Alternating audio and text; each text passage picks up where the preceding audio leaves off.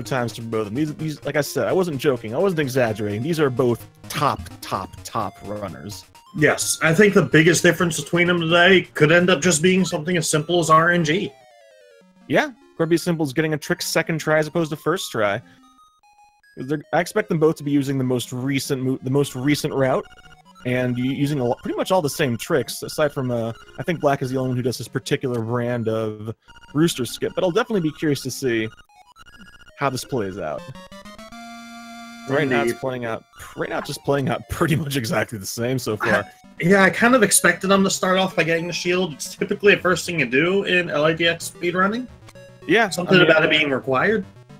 Yeah, I'm expecting the Sagas to route it out one of these days, just because that's what he does. I am looking forward to that day.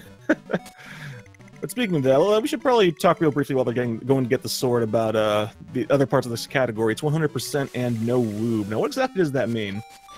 So, no woob, no wrong warp, no out of bounds. So you can't do things like a doghouse glitch. You can't use an entrance to take you to an unintended spot other than where the entrance is supposed to go. Can't go out of bounds. I'm not... God, how do we even define that these days? You can't go out of bounds. We'll leave it at that. Yeah. And 100%, so we have a lot we need to collect. We need to collect all heart pieces, all heart containers, all capacity upgrades. We have to get the boomerang at the end. We have to get, I say capacity upgrades. We have to get 20 seashells in order to get the level 2 sword. I probably missed something and all that. You know what else I missed? Node getting 10 rupees pretty dang quick. Yeah. I was about to say, he had excellent luck there. Killing those enemies along the beach is intended to basically get 10 rupees, and you saw them sticking out their shield, because if a rupee lands on both Link and the shield at the same time, you duplicate the rupee. And Node nailed it, getting that 10 real quick. Black having to mow the lawn a little bit to get it. Link's all-knowing service, active as always. Yep, that sword's pretty sharp. So the good news about the rupee duping and the farming is it's so early in the run. In a PB attempt, if you're not getting quick enough rupees, you can just reset and not really lose much time. In a race like this, though, you can't reset, so you just gotta hope for the best RNG possible. Yep, unfortunately, Node has also managed to poke the dog, and the dog retaliates in kind. But this is the reason they get the 10 rupees. It wasn't to get those bombs. They use the same equipment menu to get the bombs for free. It was to play the trendy game, because getting the magic powder at the trendy game is the fastest way to get powder. Getting the mushroom, going to the hag, that takes forever. Just spend 10 rupees, get it here, bada bing, bada done. First try! Yeah, Black going for a slightly faster strat, but he gets it. Wait, they actually picked up a secret seashell in the field you saw there. Now getting the second one in here. And this also serves a secondary purpose.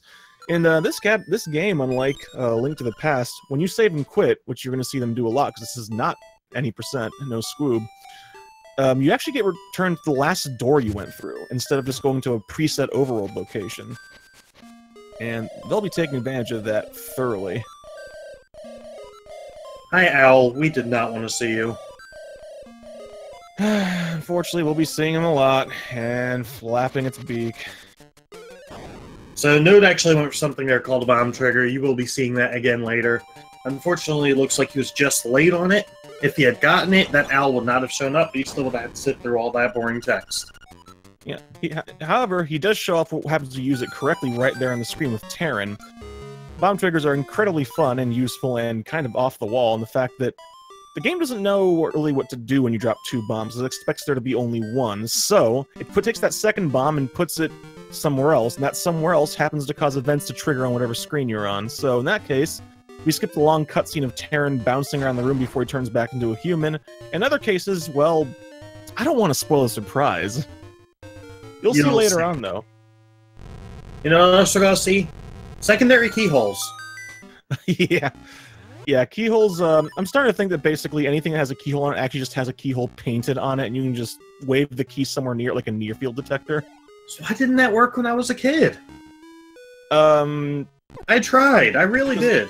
Because they hadn't been invented yet. They had to patch them in later. Gotcha. Dang DLC. Yeah. Now, but what isn't DLC is what you just saw Node do. You're going to see Vlack do bomb arrows. That was actually developer intended. It's a fun trick where you have bombs and arrows on your 2 buttons and press them within a few frames of each other. You literally attach a bomb to the end of a bow, lets you bomb things from far away, and makes the bomb explode immediately, which is fast, and we like fast. Yes, we do. So, if you've watched any other category of this game, or by any other category, like last year's tournament, the any percent no screw, most of the dungeons are going to look very similar to what we do in that category, with the exception of saving and quitting. So, not much different. Coming up, a very, very, very, very awesome item in the Feather. Oh, yes. Why is it awesome? Why is it awesome? Well, the Feather lets you jump in a 2D Zelda, which is already pretty wacky, but the thing is, it's kind of lets you play fast and loose with your jumping so much that even though you were only really supposed to be able to jump over 1-tile gaps, you can jump over 2-tile gaps, and also jump over diagonal gaps, and also do what Noad is about to do here, which is called a super jump, and breaks dungeons and even the overworld in one spot really wide open. So, not only is the Feather broken, walls are broken, specifically clipping into walls. So what you saw there is Noad clipped in that case, just a single pixel, but you can do more than that. And by doing certain inputs, you actually trick the game into thinking you're jumping down off of a cliff, and you can jump over things, like cliffs, or walls, or key blocks. Yeah, pretty much anything. And we also saw why the bow was broken in part 2. That mini-boss, 2 arrows, he's donezo. And, okay, Noad, thankfully, dealing with Trolldorm in short order. Moldorm is, unsurprisingly, one of the hardest bosses in the game. He's right here at the beginning. And not only that, you only have 3 hearts, so... Yeah, oh no! Oh, Vlack, no! Yeah, Vlack trying to go for a spin slash in order to take him down to 3 hits instead of 4 normal sword swings, and almost paying the price, managing to fight his way back from the pit. Just like that, only a few seconds apart, both of them are done with Dungeon 1. It's kind of interesting. I'd say probably, for most folks, most of the resets happen before you get this first instrument. Probably, especially first dungeon of the game, you really want to have a good time coming out. Yeah. Alright, so coming up, normally we would just head almost straight to Dungeon 2, but this is where the category really changes from any percent. It's not all about just completing the dungeons, you have a lot of overworld you need to do to get all those seashells, heart pieces, and something else I actually forgot to mention earlier, we also need to collect all 12 pictures. No, and we're getting ready to start that coming up.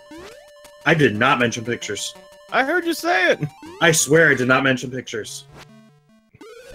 Alright, fine, I'll take one. He absolutely did not. He absolutely did not. I must be remembering wrong. I got you, bro. Thanks. I'm gonna watch the VOD later, just to confirm that. I swear I forgot that.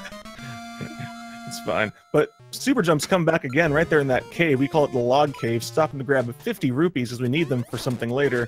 And grabbing that heart now using a super jump. So you don't have to come back later with a bracelet, because, you know, it's just faster to grab it now. Alright, and skipping a heart piece there on Noad's screen, we have to come to that area a few times. It's just easier to grab it later on.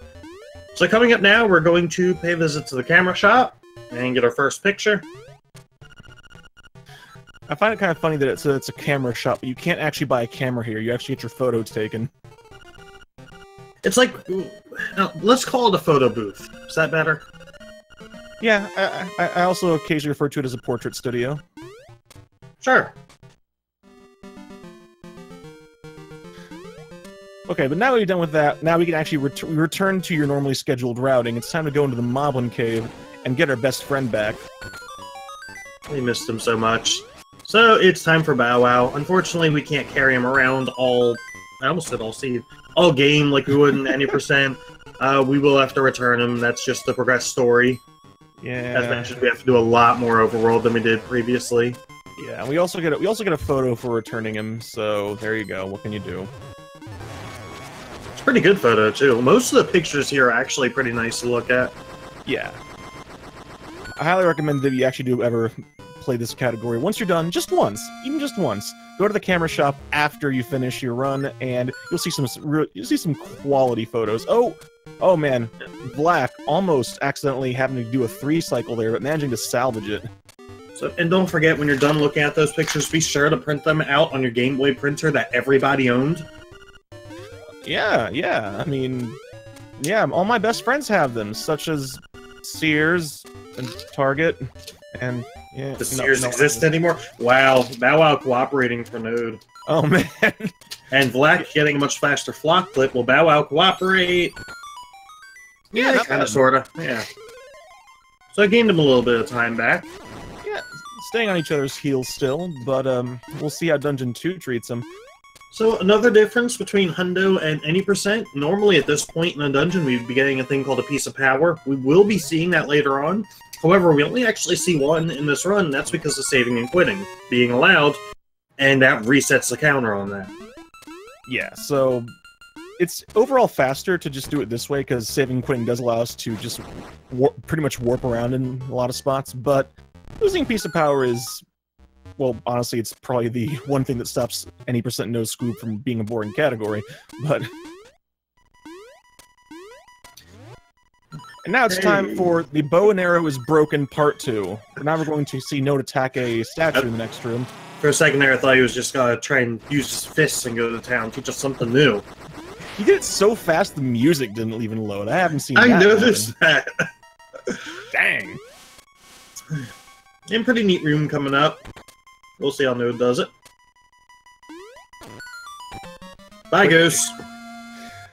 Yeah, one thing about that, you're supposed to casually just kill the ghosts, but it turns out you just get them off screen, the game just looks around and says, "Where are the ghosts? You must have killed them."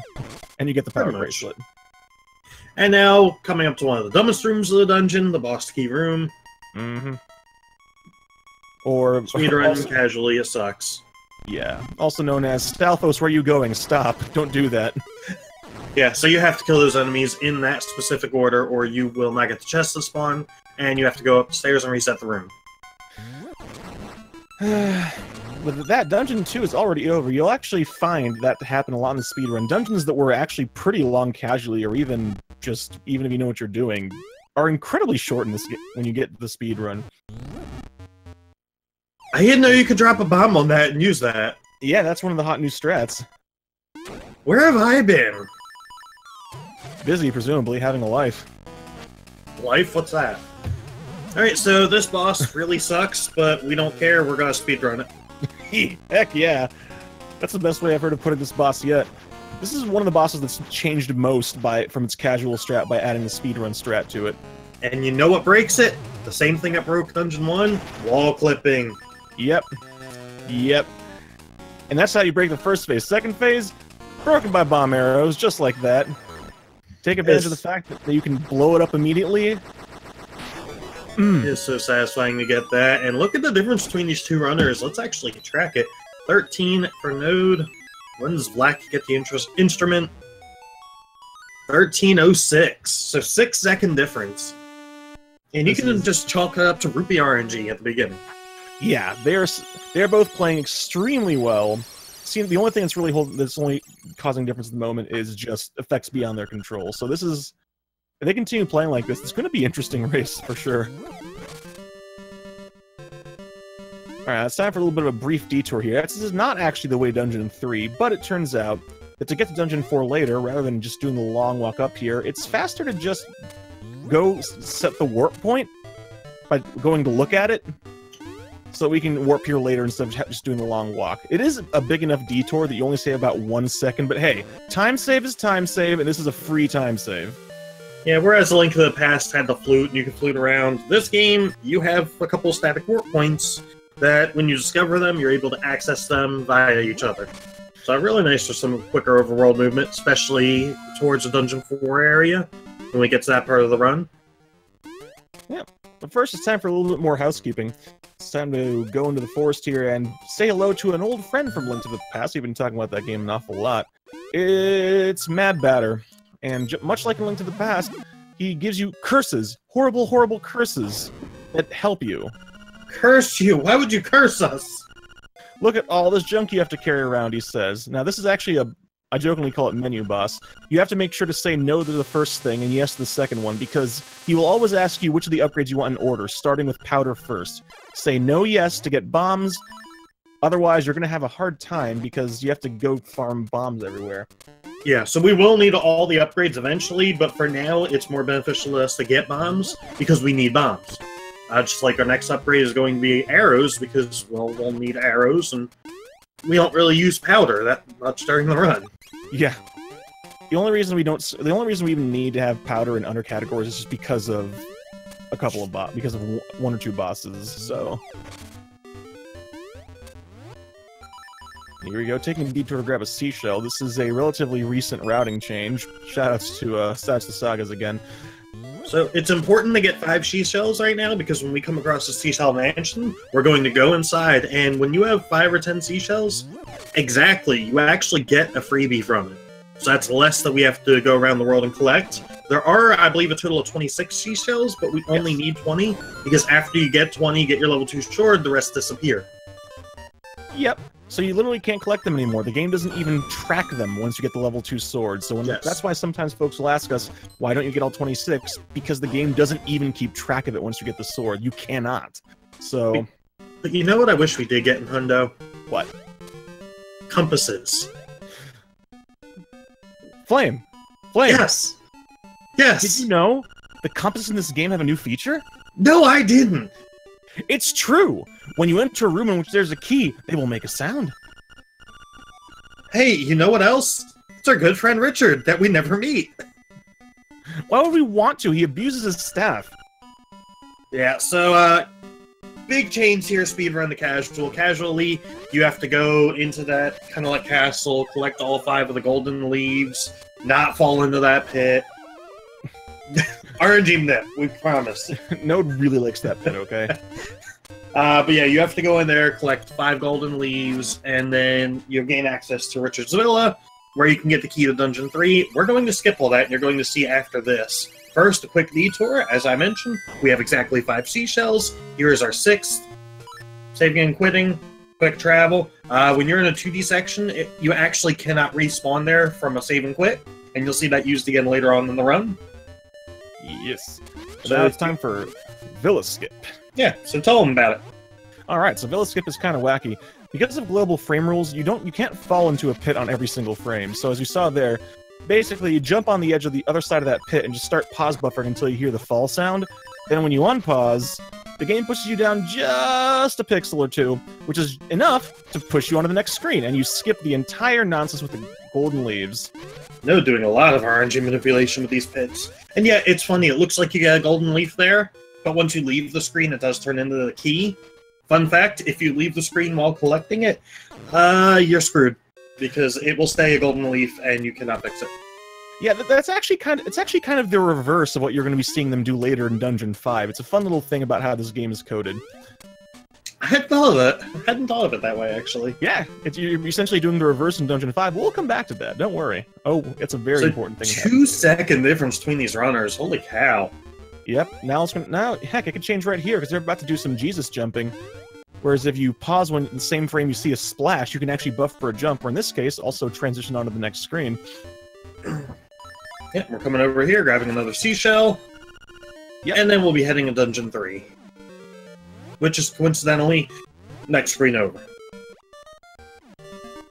Technically 2, but, you know, who's counting? Wow, and there's Lack taking the lead, and again, keyholes aren't a thing. Wow, the near field detector is working nicely.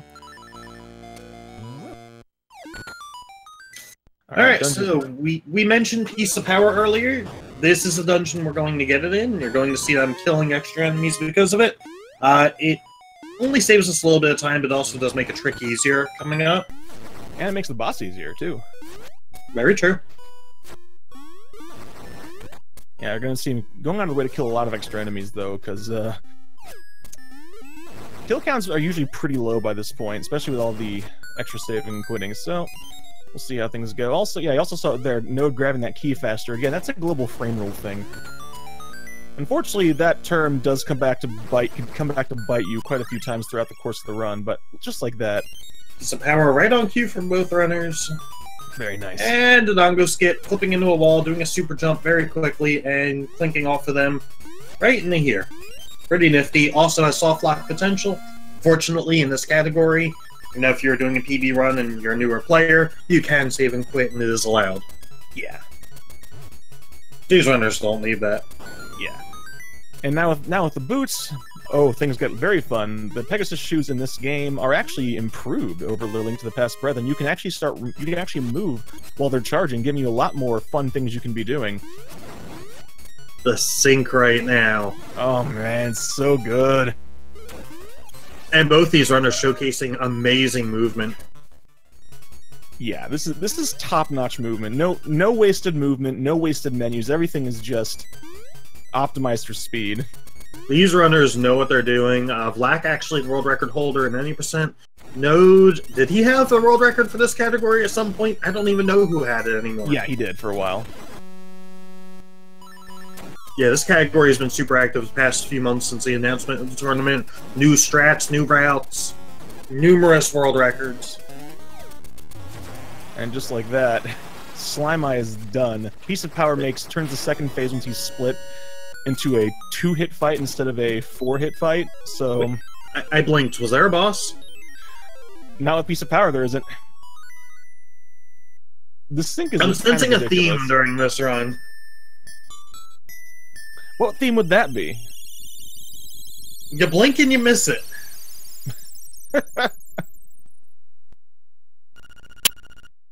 I was hoping it was something like the Gilligan's Island theme. Sorry, I actually don't know that one. How about theme for MAShed?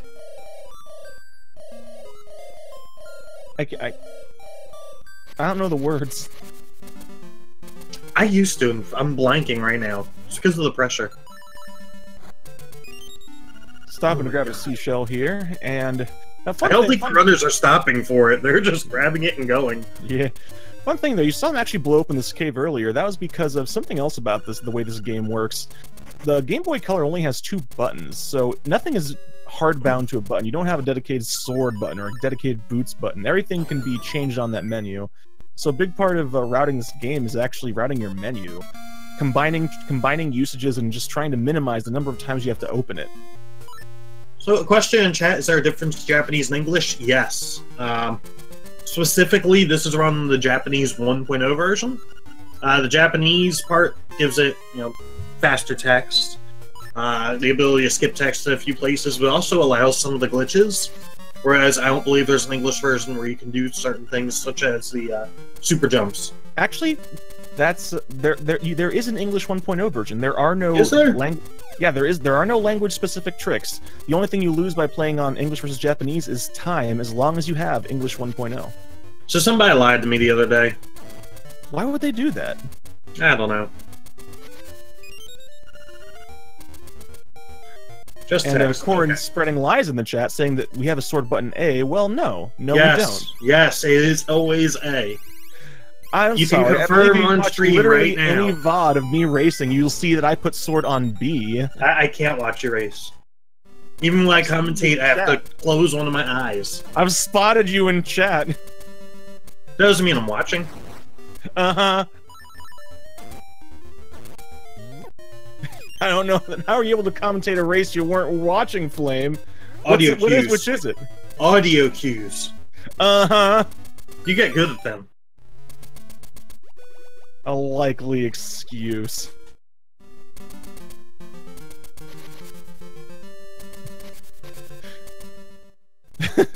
Spearster, the only handicap I need in running this game is the fact that I'm the one playing it. I am my own handicap, thank you very much.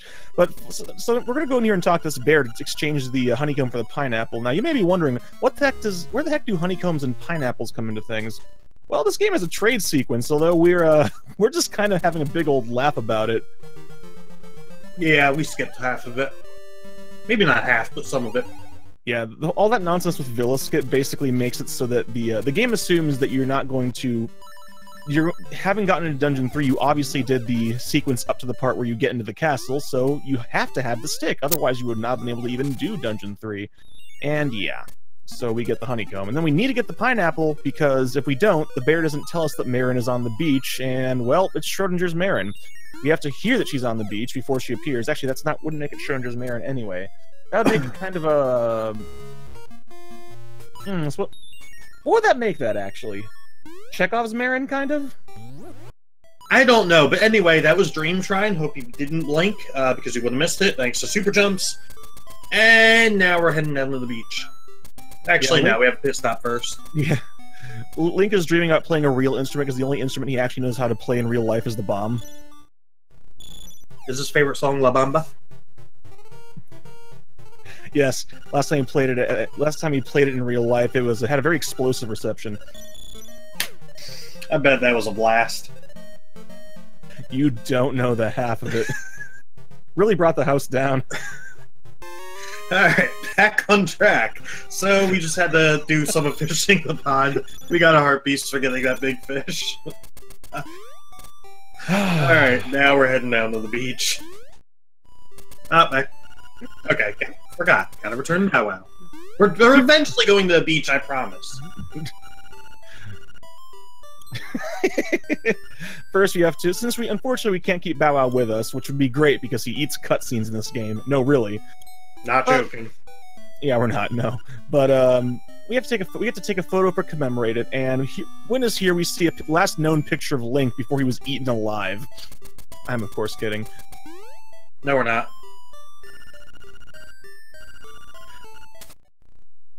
And then we're just gonna creep on this old man. It's fine. And now we're going to the beach.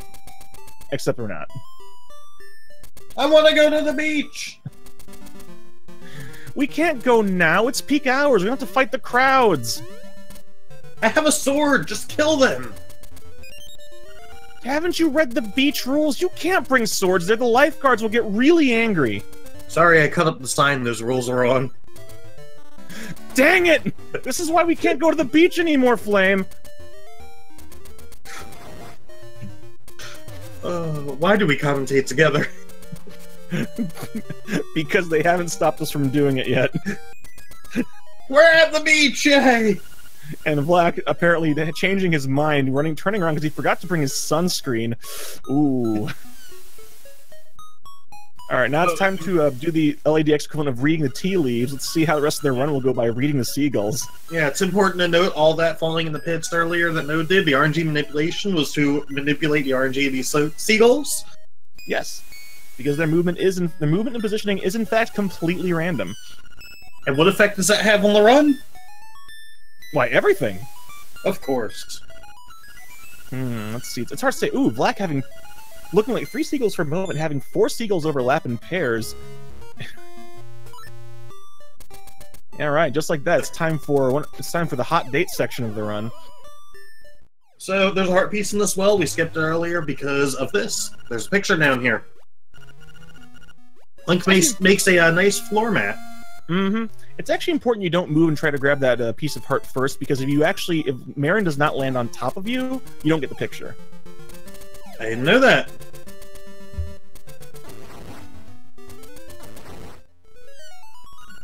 And yeah, because, I mean, you totally knew you needed to get a picture here, casually.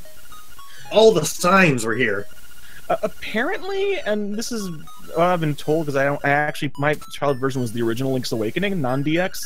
Apparently, if you walk around, she'll actually remark that she would like to go to the beach, and then you bring her here. I didn't know that. Yeah, it was the same as you. I actually have my copy of Link's Awakening sitting on the shelf next to me. Yes, mine is around here somewhere. Alright, let's get a nice picture, just the two of us here at the rooster. Never mind. And here comes Terran, completely blocking the rooster. Look at that. You can't see the plaque anymore. What a jerk. I know. I wish something bad would happen, like getting chased by bees or something. So unfortunately, this means our time with Marin is almost over. And she's actually been around for, well, she's joining us for a very specific reason. Turns out to get the Dungeon 4 key, we have to get past a sleeping walrus. Because I don't know about you, but I hate when I'm at the grocery store and a walrus is blocking the frozen foods aisle. It's kind of like that. I just want my Hot Pockets, and there he is, blocking the door. Thankfully, in this case, we have Marin. And Marin singing will wake him right up, although it also turns out that just using... Oh, is Vlack going to actually just run up and... No! Vlack is actually going to go into the cave first, while Node is doing the bomb trigger strat on the left side of the screen, which I is like Vlax, and that's because of what you'll see when he does the trigger. Yes. Yeah, it's still faster to do the bomb trigger rather than going up to the walrus. Yeah. So it's essentially the walrus skip strat just with Marin, which means that there is no longer any soft lock potential, because when the game says, okay, now where's Marin? Look, there she is. By the way, collecting a piece of heart is a cutscene. So we just collected a piece of heart via a bomb trigger. Yep, bomb triggers are so much fun in this game. There we see Vlack doing the top part of the screen strat. Now be sure after this to keep your eyes on Marin. Very important. Yes, and Spirits are pointing out that both bomb triggers are about equal in speed, because Vlack did not get to be where he is on top of the boards by doing slow strats. Oh no no no no no no. And there you go, Marin just jumping along the trees with the greatest of ease. And now it's time to go intimidate the heck out of a room. This room does not like arrows. Nope, you can just hear it scream in rage. How dare you shoot arrows into my nice clean sand? The feng shui is ruined! Here, take a key. Get out of my sight. So normally in 90%, we would get the key before it drops in the pit and collect it. Here, we actually need this heart piece, so we do elect to fall in the pit. And then when leaving this, we're able to go grab a seashell as well. Yep, which is convenient, because it sets that door as a save and quit point, because saving and quitting just lets us do so much fun warping. I don't like saving and quitting, it's a horrible glitch. A glitch, you say? Yes, a glitch. That's why we banned it in the other category. Yeah, okay. But hey, so remember we got the ocarina earlier? The sweet potato and the dream shrine? Well, it turns out that despite the fact we can bomb trigger pretty much any song we'll need to finish the game, we still need to collect all 3 songs, because this is 100%. But if it's 100%, why aren't we getting those compasses? Because, well... because I don't make the rules. That's why. So, good song here. One of the best songs. Not the most superior, though. It's not the best song, but it is a very, very good song. Number 2, don't you agree?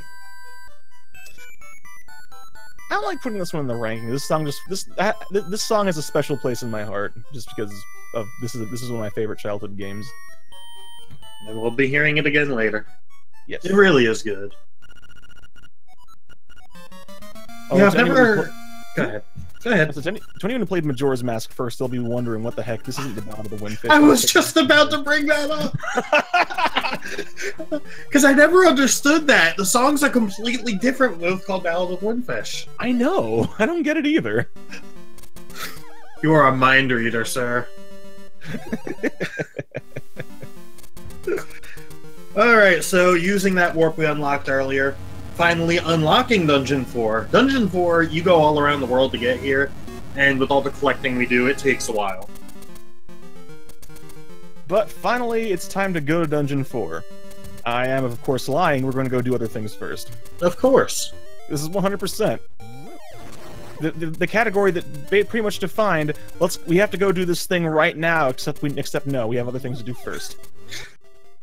There's a lot to do, and some of this stuff we could do later, just convenience of routing. A couple seconds faster to get it done now. Yeah. And it's also kind of like how there are some things that you could be doing now, but you're going to see them both do later, because, I don't know. Indeed. So, important trick right here.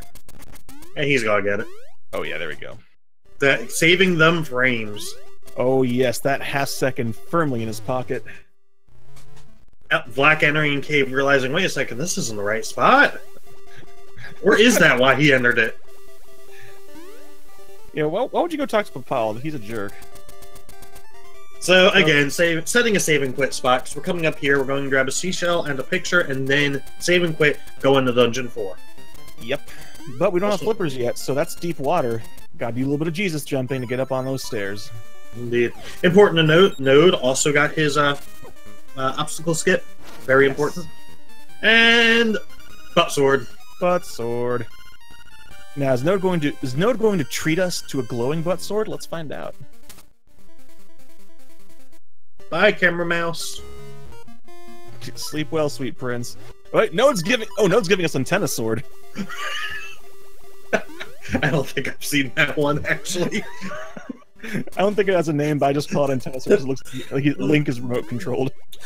We're going with that. You're like, is that what that's actually called? I mean, what else is it, honestly? It's I not don't a know. butt sword. It certainly is not Butt Sword. But now, welcome to Dungeon 4. This dungeon used to be split in half, but, well, we don't split it in half in any category anymore. Now we just do it all at once.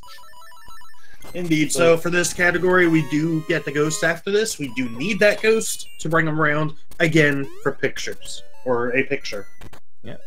Oh, I have been told that strat is called... That is not called a... It's actually called Pickaxe, apparently? Actually, that makes sense. Yeah, it does. I see it. Yeah. Can't argue that one. He was just going into the pickaxe wind-up. Oh, getting trolled a little bit. Yeah, Okay, more than a little bit. Yeah. Accidentally getting knocked into the wrong tile. This room is... A couple times. Yeah, this room is not... It's not that this room is necessarily super-duper difficult, but the enemies... especially those Helmosaurs, their favorite party trick is standing where you need to be standing. Important to note, we got the single flipper. If you combine the streams, we now have a pair of flippers. And really awesome strat coming up here from Black. Oh, it's so cool. That is so nice. I want to do that so bad. Is Node going to go for that? No, Node's going for that. I believe it's slightly safer, but slower version. Yeah, it's a single wall jump as opposed to super jump as opposed to two, so it's easier to set it up. Now, Black showing off what is supposed to be a boss, but in practice ends up being, well, you saw anything that. But. Yeah. Again, don't blink. You'll miss something.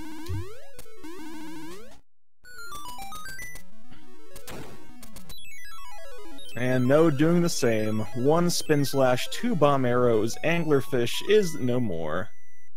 Spirits are asking how did Node get behind. Really, just a little bit here and there is probably all it was. Nothing major. Yeah. Yeah, both of them have been playing extremely well. I think it's just little tiny things, maybe an extra buffer here or there, or just getting hit by an enemy once or twice. Yes, you really blinked. close. All right, coming up on my opinion, the best song. I mean, you're allowed to have an opinion that is not correct, but it's a good song. I will not argue that it is a good song. Y'all know what you gotta type in chat coming up, right? I certainly hope so. It's the 4th week.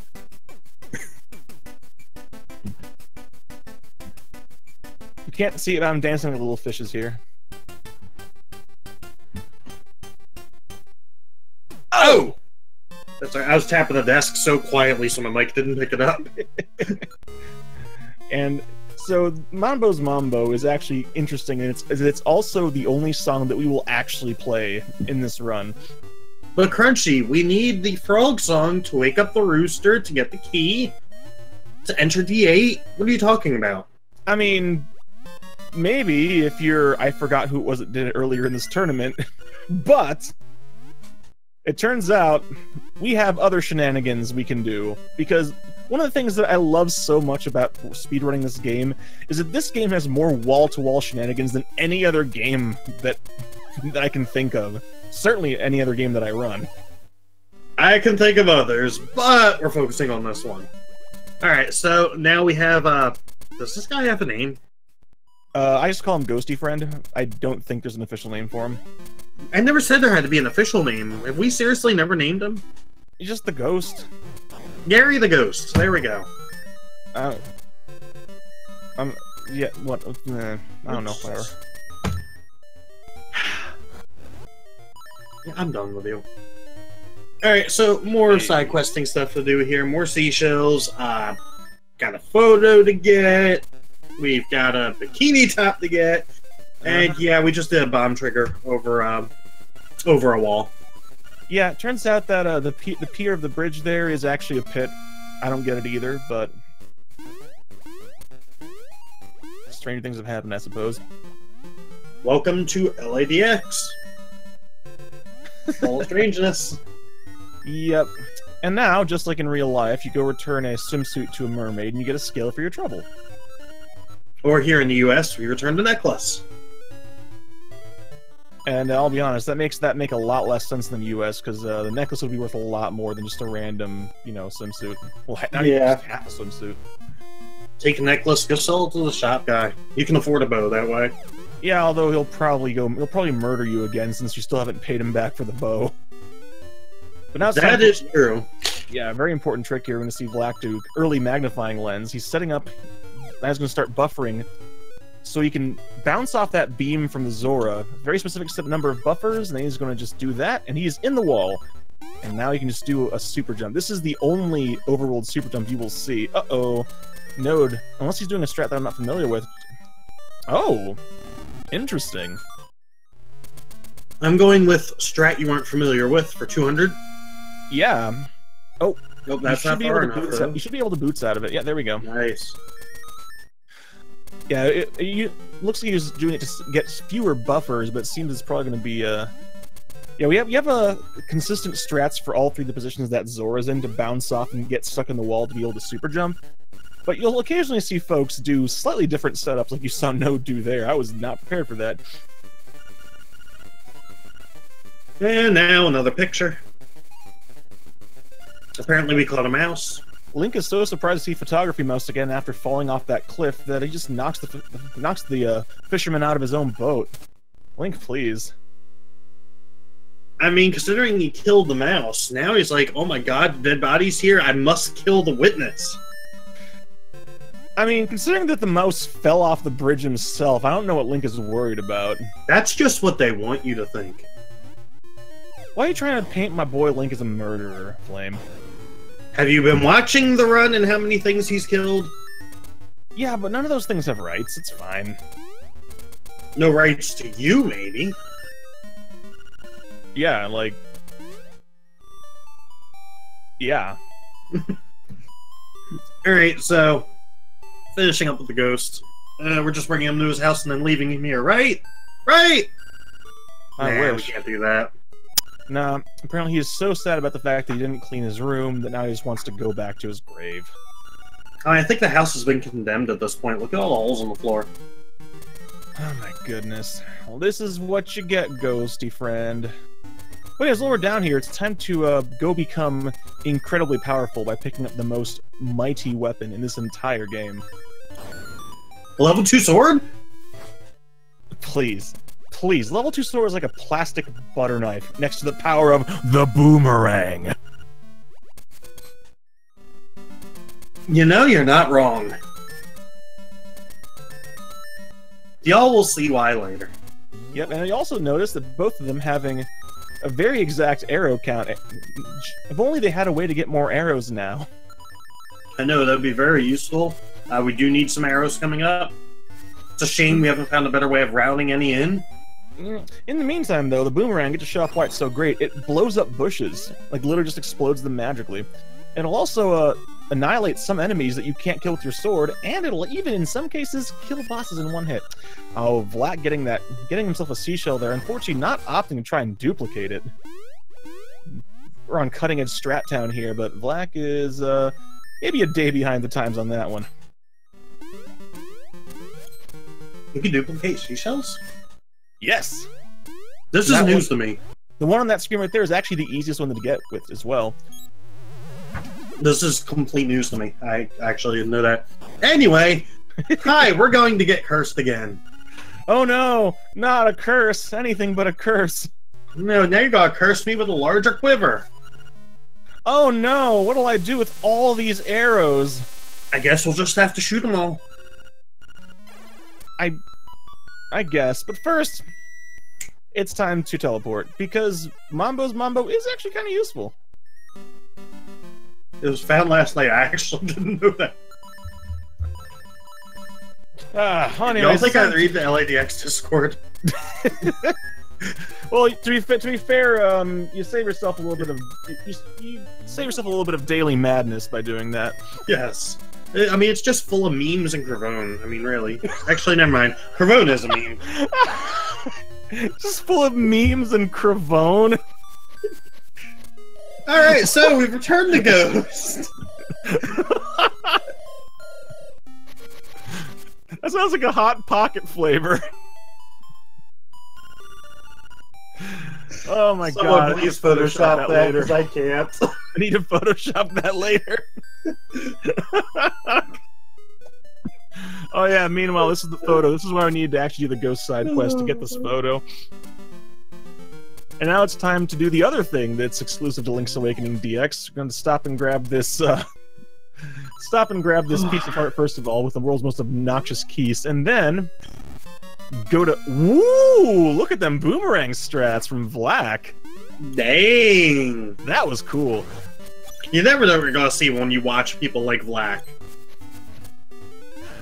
But now it's time for the color dungeon, or as the cool kids call it, Dungeon Zero. Can I just say something real quick? We are 45 minutes into this run, and these runners are still seconds apart. Yeah, I know, isn't it great? This is a great race. Alright, Vlack passing the first puzzle. Good job. Ooh! Vlack there's been a lot of talk from Vlack of wanting to do more things with the boomerang in Dungeon Zero, and he's really delivering. I'm loving this. So, important to note, these rupees, you can collect them more than once, and you're going to be seeing that later. We'll explain why then. That poor fairy never knew what hit her. Vlack putting that boomerang to town. I'll be curious to see if he uses it in the puzzle room later, because that's the that I want to see.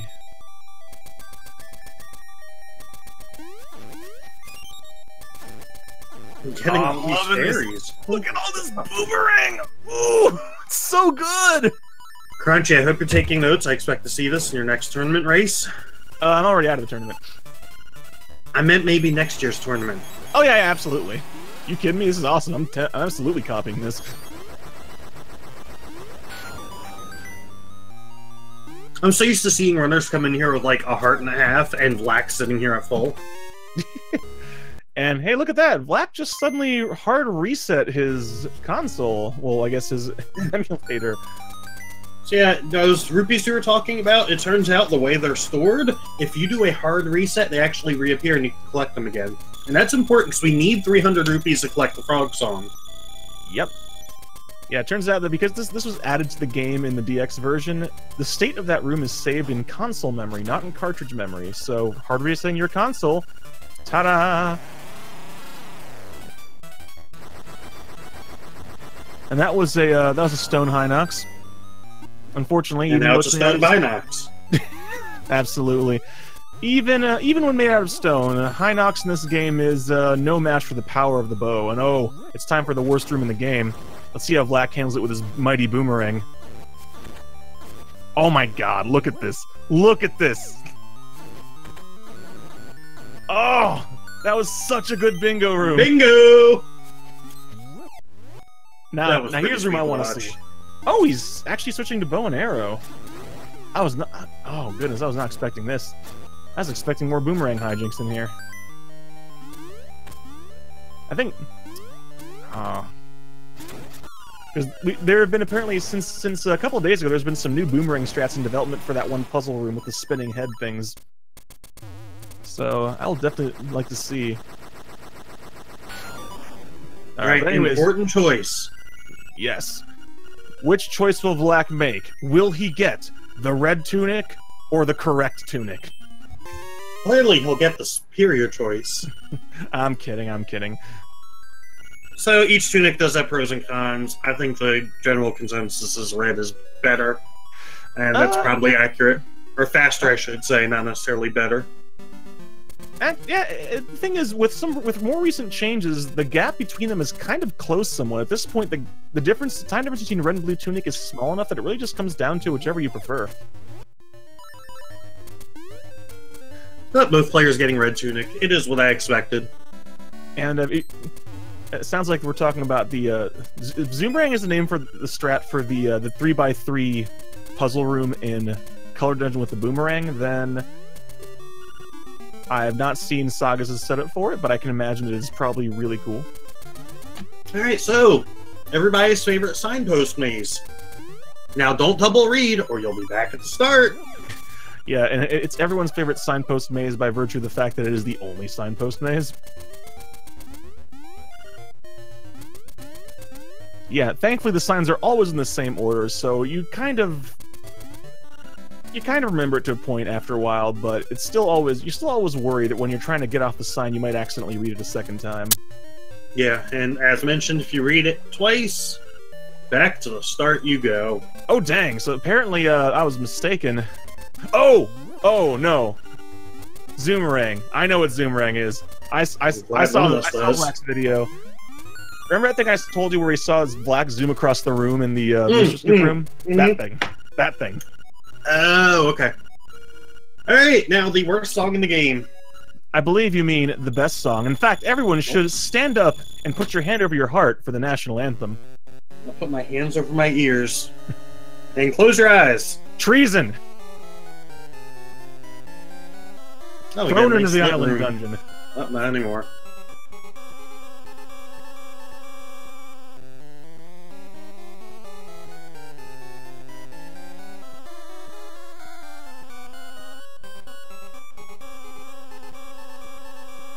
No, just for that?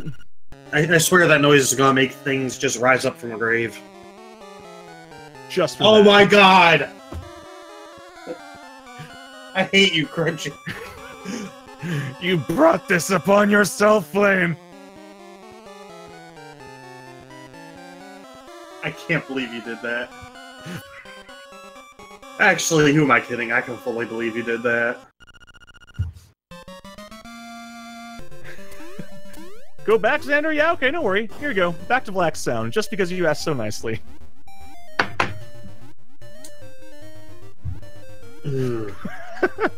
So I got a new commentator.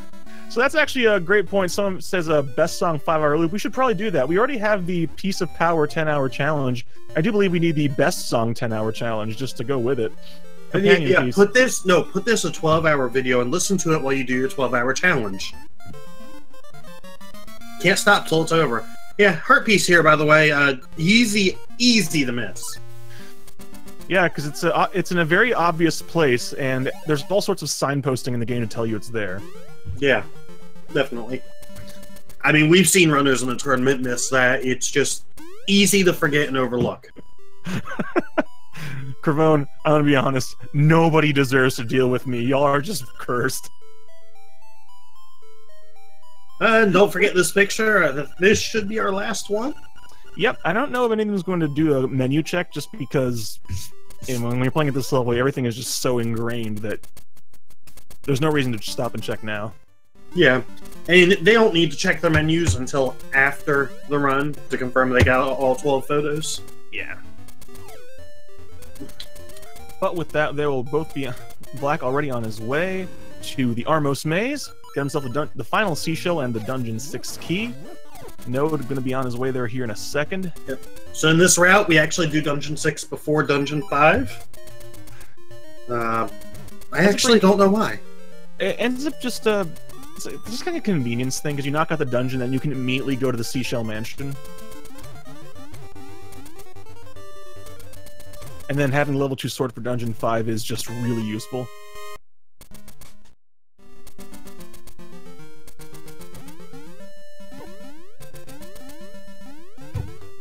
Because Dungeon 6, the cool thing about Dungeon 6 is you can kind of slot it in anywhere, because you don't need the level 2 bracelet for really anything outside of Dungeon 6. So just is it actually used anywhere, even casually, besides in the dungeon? Oh, no, doing that fancy bouncy strat there to get into that pit. I didn't see if Black did it. I don't think he did. I blinked, so I missed it. And here we have one of the spots where the red tunic is faster, dealing with Armos Knight here. Normally only spin slashes will hurt him, but the red tunic makes all your slashes as if they had Piece of Power, so you can just use normal swings. Just take them out real easy.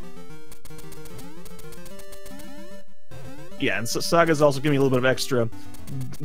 Level 2 sword does make D5 faster, so just, you know, getting this final seashell in the Armos Maze, doing D6, then getting this sword going to D5 just works really well. Okay. You can tell I know so much about Hundo. Apparently, you can go back to the desert where you got the Dungeon 4 key and use the level 2 bracelet to pick up those giant skulls. I did not know that. They're totally gonna do that in the middle of your next run, right? And still PV? Yeah, absolutely. I'm going to do that. I'm going to go ride the rapids and then go pick up some skulls and then just PV. It's fine. And then save Marin. Of course. I mean, what kind of a heartless jerk do you take me for? So, no Bow Wow here. We have to actually watch this lame cutscene. Oh, that's actually a good point. I forgot about that. You can't actually push aside the rooster statue in the village to get the rooster unless you have the level 2 bracelet. That makes sense, actually. Because after this is when you would normally do that. Yep. But here we are, Dungeon 6, the Nice Face heart Shrine. refill. Yeah, the boomerang is lets you kill sparks, which is pretty useful. If you didn't know that casually, that's how you can get a fairy. Mm-hmm. Yeah, this dungeon is actually pretty straightforward. There isn't anything spectacularly wacky that takes place. Just some a little bit of super jumping. Fun fact, you don't need the feather for that room. Yeah, you really don't. Although, I still always end up needing it because I'm bad. The item randomizer's gotten me used to that. I've seen feather in this chest so many times. And yeah, saving and quitting. It's allowed. Yep, and so yeah, we have all these arrows. What are we going to do? Obviously, we're going to go into a hardware store and shoot all the tiles. That is a great idea. I've actually taken to use the boomerang on these because it's kind of fun, but... You know, if I brought a bow and arrow into, like, my local Lowe's Home Improvement and just shot a floor tile, I wonder how they'd feel. Well, you would have to start going to Home Depot, would be my guess. Okay, and then if maybe afterwards I go to Home Depot and do the same thing. Well, I hope you have a really good fake accent and a fake mustache. Yeah, I'll just get out of the Mario costume. They'll never know it's me. Whoa, Vlack! Vlack, that was really cool. What the heck was that? I've never seen that super jump. You haven't seen that one yet? No. I want to say Vlack did that last tournament. Maybe I'm completely wrong at this point. I don't think I saw his last race. That was really cool. Last tournament, last year. How did he clip into the wall? He's that good. Both these runners are really. You're not wrong. Let's see how. Now he's good, but has he been practicing his skill heads? Oh, Vlack. Oh, Vlack. 9 tries. Man. All that practice, and you didn't practice horse heads. I mean, we saw him doing practice before the stream. Why didn't he practice that? Cravone, that super jump may be a year old, but have you learned how selective my knowledge retention is? Not only that, Crunchy's only 11 months old, so he hasn't been able to see that. What? Flame, please. I'm like the oldest person in the Discord. What are you talking about? Oh, you can't be that far from me. So, Node, I think, was 5th try. By the way, that's Facade. 3 hits before he theoretically should be able to be hit. And then just 2 more afterwards. Yeah, it actually is it is like kind of tight though. I actually, in one of my last race, dropped the 3rd bomb a little bit too late and it started exploding but didn't hit him, so you gotta drop those bombs right on top of each other to get those first 3 hits. And that was Dungeon 6 and Best Instrument. Oh, hey, someone does have me beat. Not by that much. Vlack trying to do his fancy bomb throwing strats while he's picking up the triangle.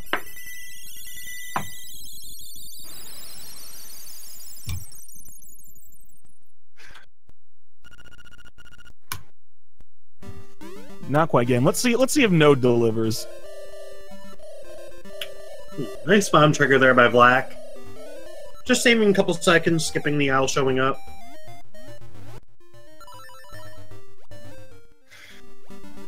Alright, but now it's time.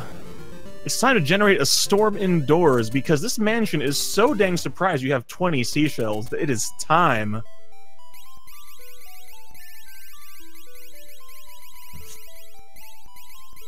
I love this cutscene. It is pretty awesome. This cutscene's lit. That certainly is one way of putting it, yes. Yeah, so I mean, I don't know what people always talking about. Oh, Master Sword is so cool. Is the Master Sword made out of hecking lightning? No! Get out of here with that weak sword nonsense. You know, it's possible it was made of lightning and you just didn't get to see it forged. I suffered through Skyward Sword. I know it's not made out of lightning. Oh god, I'm so sorry. That's actually a game I want to play one day, but it's long. Pack a few sandwiches. Just a few. Alternatively, just watch a cutscene compilation. Skip to all the ones that have Groose, and there you go. You saw all you have to see. I'll get right on it. So, Dungeon 5.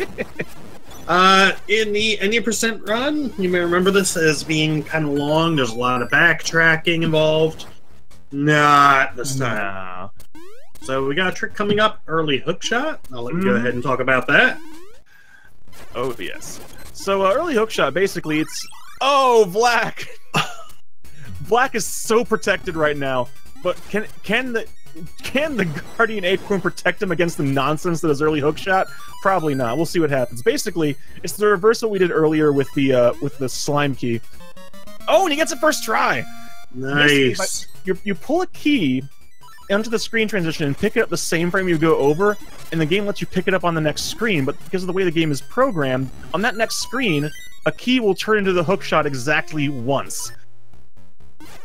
Oh man, now we lost the music. It's important to note that getting that hookshot can also be dependent upon frame rule. Yep. We might be about to see, we'll see. Yeah, because Node can do the setup exactly perfectly and not get it. Just like that. Yep. You saw the hookshot appear. If you see the hookshot appear like that, you actually don't get it. And Vlack taking out some frustrations on Master Stalfos there, apparently giving him 4 fights worth of damage, and... Oh, Node! This is so unfortunate. Remember how we talked early in the run about how RNG could be the difference? Here it is. Yeah, unfortunately, there's literally nothing you can do about this. You just have to keep doing it correctly, and then just hope it works. Oh, gosh. You lose about 15 seconds per attempt, and with Vlack getting it first try, Node is losing a lot of time here. This is really unfortunate. Indeed. Now, if Vlack has the boss key, we don't have to worry about fighting Master Stalfos again, whereas normally you'd have to do it 4 times. Speaking of 4, that's 4. Oh, this is the worst. That is unfortunate. It's something you never want to see. Yeah. And you know the crazy part? He's not out of this race. Nope, and he gets it finally. There we go. I mean, there's still plenty of RNG coming up. Oh, yes. Not to mention, we're also about to come up on the boss of D5, which is one of the bosses that is genuinely more difficult with the red tunic compared to the blue tunic. Because while the red tunic does make your sword hit harder and have that knockback effect, it also gives enemies longer invincibility frames. So this boss, even with level 2 sword, takes 8 hits. It's always 8 hits. So you want to try to get it in 2 cycles, but that's hard to do with the red tunic. You say it's hard, but have you seen these players? Yeah, but that said, I've seen top-notch players have trouble with the 2 cycle with the red tunic. And he gets the 4 hits. But can he get 4 hits on the second round? Oh, it's going to be tough. Oh, no. Oh! It was too close to the wall. Vlack, man, I put my faith in you on that. It's difficult to do. I mean, this is not. We're not in any way saying that Vlack did anything wrong. It's just extremely difficult. It is. So now we can get back a few seconds if he can pull off that 2 cycle.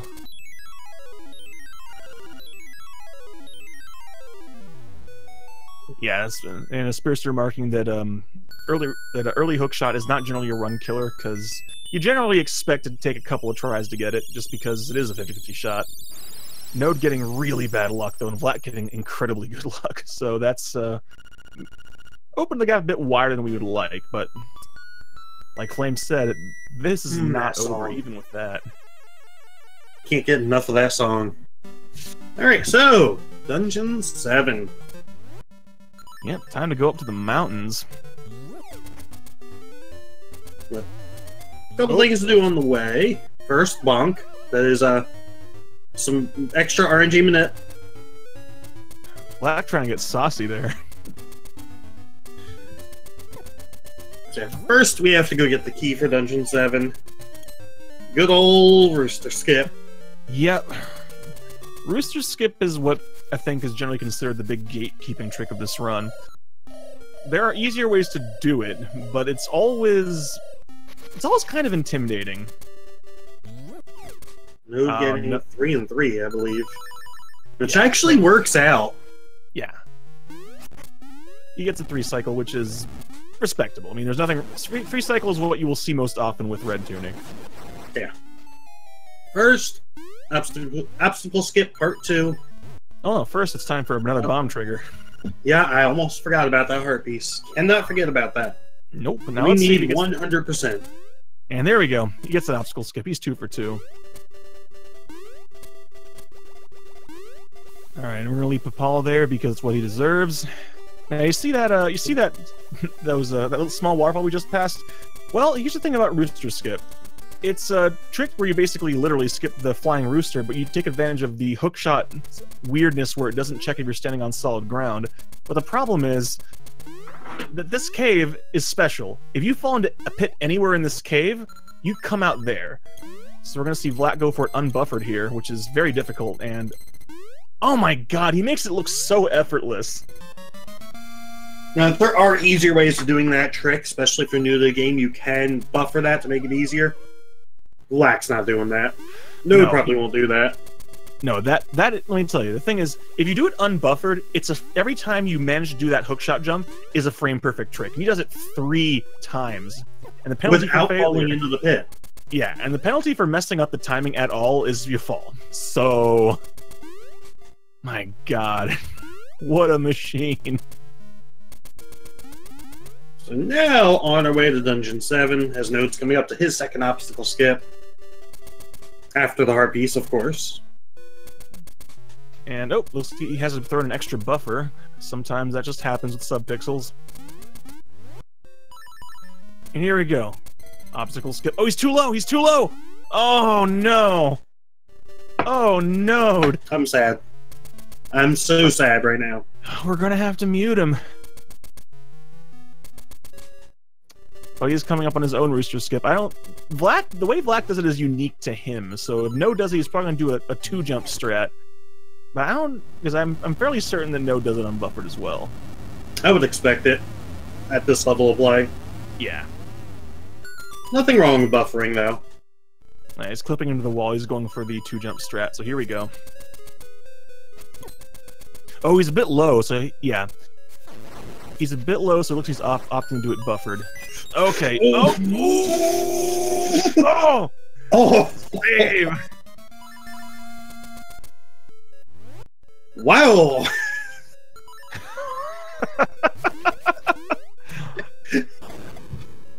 He didn't panic, he salvaged it. What a beast. So back to the Vlack screen. If you blinked, you missed a lot. First, you missed the mirror shield. Second, you're about to miss the entire dungeon. Yeah, pretty much. Well, that happens even if you're looking straight at it, let's be honest. That is true. So bomb triggers break this dungeon so much, you don't need to bring that ball around, and you could just do all this. Yeah, bombs are round like the metal balls, so I'd say it's close enough. It's in the spirit of the dungeon, probably. Fair.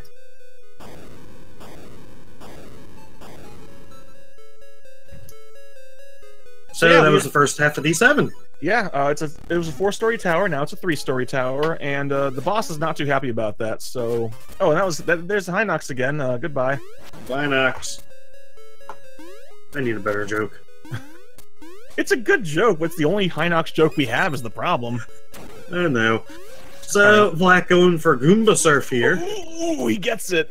That Goomba movement is complete. You never know which way it's going to move. You want it to move to the top one to move to the right, and he gets it. That's as fast as you can get. Indeed, there are backups to doing that aren't RNG dependent, but it is much slower, even if it looks cool. Vlack is on spectacular pace right now. He's not that far behind PB. He really isn't. He's been getting really good luck, and he's just been playing extremely well. And hey, look, you hear that sound? Yeah, whoa, no, we killed the boss. Fun thing about this, for some reason, if you save and quit at all, suddenly the bottom of the screen is no longer solid, and you can wrap around with the hook shot and hit the boss when it flies off the top of the screen, so... Yeah, that was Evil Eagle. The strat does not work at any percent, though, because, again, you need to save and quit for that to work, so use bombs in any percent. But here, nah, man, we got the hook shot. And for the record, I just looked at his timer. He is 13 seconds behind PB. Yikes. That's dang good. Wow. Meanwhile, Node's tearing through D7. And again, the difference between these runners at this point is just that early hook shot. Good old RNG. Yeah. Yeah, you don't need to fall in that pit, by the way. And Black on his way to D8 now, while Node's going to be heading up. Hopefully going to have good luck with, Oops, he did not hit the crystal, unfortunately. There we go. Hopefully going to have some good luck with the Goomba positioning as well. Oh, so no, you he's think, he's just going for P-hat jump. You know what? You can't really blame him, because you could sit there easily 20-plus seconds waiting for that Goomba, and in which case it would have been faster to do this P-hat super jump. Yeah, the P-hat jump is... It's slower if you get a good Goomba pattern, but it's consistent. Like, you don't have to wait for anything. You just go in there, you do it, you're out.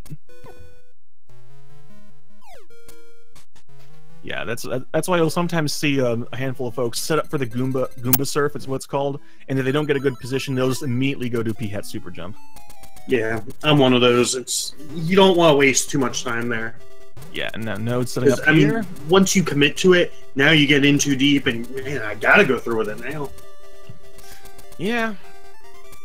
A little bit of sunken cost fallacy going on there with what's this? It's our last upgrade. Hooray! Now we can get a legitimate curse, because who needs all this powder? Maybe we do for the final boss. All right, now both of them have their glowing synthesizers. I'm never gonna look at that the same way again. I mean, what else is it? What else would you see? Black using up his powder, and now the trick that makes me sad. Why? So yeah, even though we have Mirror Shield, we still skip the flame. Yeah, because it takes forever to use the Mirror Shield there. And also, we're going to play the Frog Song of Soul on a bomb, because that's Link's comfort zone. It's his favorite instrument.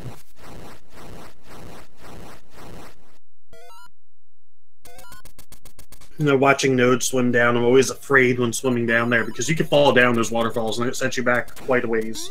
I know! I've lost really good pace runs to that. I've lost some as well. By the way, we didn't mention Marin skip up here. You don't want to talk to Marin. Or you're going to, you know, be stuck in like a minute-long cutscene. I don't know, Crunchy, have you timed that recently? Not intentionally, no. Actually, no, I'm kidding. No, I haven't. I say, I looked pretty intentional the other race. Well, I saved her, but I didn't time it, because when you save Marin, it's not about the time. It's about doing the right thing. Of course. So here's Dungeon 8.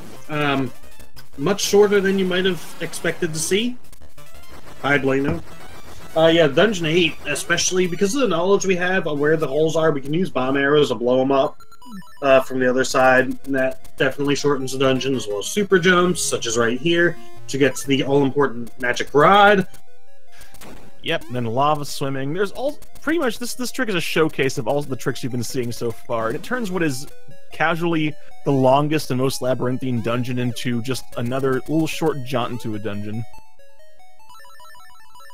And yeah, we're going to go swimming through some lava. That's normal. Don't try at your local volcano. I mean, to be fair, lava in real life is not anywhere near that liquid. It's a lot more viscous. And here it is, the final heart piece. Just like that. Black has all the heart pieces. He just has to get the container off of Hothead. And you have full health. It's always nice to see that extra heart come in at the end of that, because if it didn't, you'd have to worry, oh no, what did I miss? Yep. And hey, it's Cue Ball. Remember him from Dungeon 4? No, you don't. Of course not. Remember him from last year's tournament? Maybe. Maybe. And your favorite room? I wouldn't call it my favorite room, but I like this room, though. Interesting. I like that. That is pretty cool. Every runner does this a bit differently. And I like Vlack's setup because it drops him right in front of where the chest spawns. And meanwhile, we see a Node pulling off a trick we didn't talk about at all. It's actually a fun hookshot jump there. You set up on a very specific pixel and you jump with the hookshot out of a menu, and the game thinks you're jumping. You know, lets you flock clip past that key block. It's a very specific setup, and it saves a lot of time because you don't have to go get a key. Indeed. And you saw Vlack do a Jesus jump there, flip into the wall, do a super jump, and now he's at the hothead. And, oh, not able to zero cycle. Zero cycling hothead is surprisingly tricky. But it looks like he's going to get the one cycle, no problem. There we go.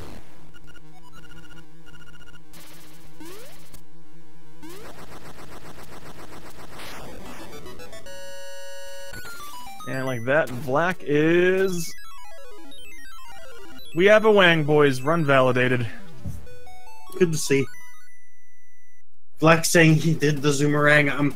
I think it might have been when Node was giving us a heart attack. That may very well have been. And that's almost the game, y'all. Yep. So let us see. Let's see if... Oh, Node, I for some reason got a little bit disoriented. I thought he was on his way to the hothead already. Almost.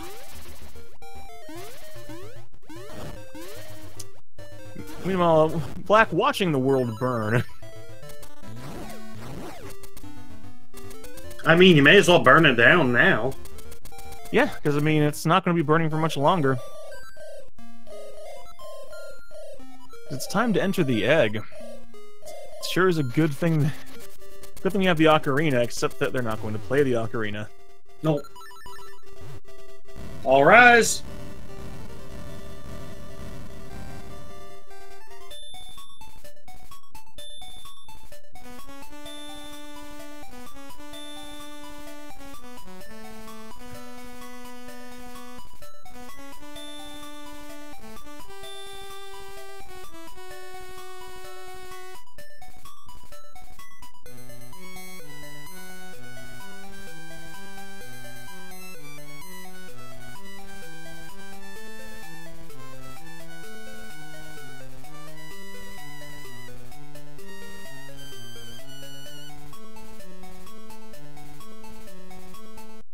Y'all are saluting for the wrong song. You're supposed to hold up your lighter and wave it back and forth for this one.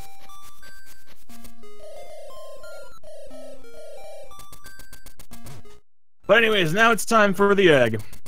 Now, with the magnifying glass, they should have been able to go back to the village and read the book to tell them how to get through the egg, but nah.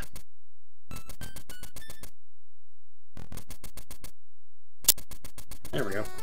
There you go. Plain quick talk about the passageways of the egg. So, it's a set pattern. We know what it is, because the random pattern isn't generated unless you read that book in the library. And we're not going to read the book, so we know the pattern. Like doing a bomb trigger here, skips the boss music, unfortunately, but also skips the boss text. Oh, and sets up for that. Not getting a bomb quick kill. That's unfortunate. That's alright, we have a lot of powder. Yeah, unfortunately not quite being able to quickly finish off the blob either. You spam powder, you can get him before he disappears. Now it's time for the big question mark, Aghanim. Takes 4 hits, first 2 are free, but after that, he could hit you with a yellow ball or a blue ball. And there's no limit to the number of blue balls. That could be the great equalizer in this race. We'll see. It's unfortunate you don't get to hear the boss music because it's actually good. I'll give you music, it's fine. Thanks. There for you. And Vlack finishing it off for Aghanim real quick. Wow, no blue balls. Dang. And is he going to go? You think he's going to go for Death'll Skip? I can see him doing it. Looks like he's going for it. He's going for it. He needs to play the ocarina on a very specific pixel, and he does not get it, unfortunately. Unfortunate. We'll have to fight Deathloop. It's a long fight. If it had worked. Oh, someone beat me to switching the sound back. Okay. That wasn't even me. See, I remember that boomerang and how it is one-shots enemies. I remember how I mentioned that. Yeah, you did. And remember how Deathl's a jerk and doesn't open his eye like ever? Oh my gosh, Deathloop, please. There it is. This is the actual great equalizer. So the game having a throwback to any percent here, where Deathloop is the last thing that can kill your run, and Vlack just saying, "Hey, remember the good times?" Not Vlack. Deathloop saying, "Remember the good times? Here you go, Vlack, just like old times." GG. GG to Vlack, who's our winner here today, with an official SRL time of 1:20:35. All right, Node facing off against Aga. Did you see if he got the blob quick kill? I did not. All right, let's see if he gets any luck with. And he gets 0 blue balls as well. Both of them having really good Aga luck. I think he deserved 0 blue balls. Oh, he unfortunately loses control of Moldorm. At least Moldorm's a quick fight here, regardless. Yeah. And Node, I don't believe, is one of the folks who generally will go for Death'll skip. So he's just going to take care of Death'll here. The good old-fashioned way, with the most powerful weapon in the world. Good old-fashioned way? I don't see bombs. Well, you can't... Well, unfortunately, there are no transitions, so you can't bomb trigger killing Death'll, which would be pretty spectacular, let's be fair. And getting better luck right there. Death'll opens his eyes sooner, and with that, Node has finished the final boss. Just has to climb the stairs. And both need to confirm 100%. Vlack has it. And Node finishes with an official SRL time of 1:22:01.